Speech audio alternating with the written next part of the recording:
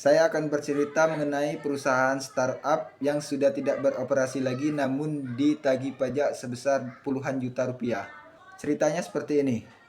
Perusahaan tersebut berdiri kurang lebih 2 tahun beroperasi dan seterusnya itu tidak beroperasi lagi karena tidak ada pertumbuhan. Jadi kurang lebih di tahun 2020-2021 perusahaan itu beroperasi.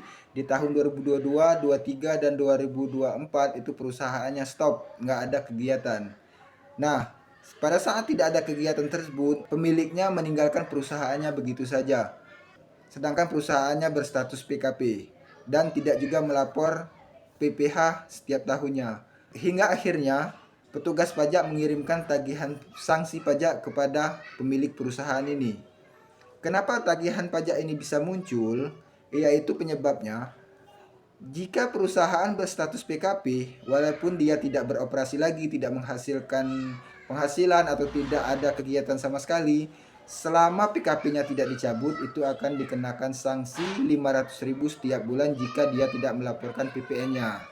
Tidak lagi beroperasi dari tahun 2022, 23, 24. Berarti ada 3 tahun yang si pemilik perusahaan ini tidak laporkan.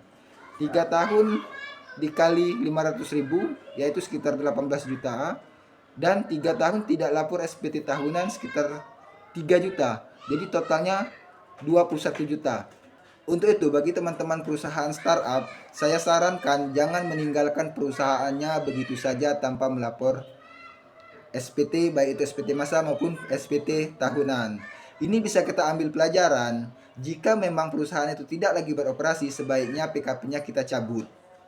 Dan selanjutnya, jika perusahaan itu kemungkinan tidak lagi digunakan di masa depan, lebih baik dilakukan pembubaran dan pencabutan NPWP atau menonaktifkan NPWP tersebut. Sehingga kita tidak lagi mempunyai kewajiban untuk melapor PPh masanya dan PPh tahunannya.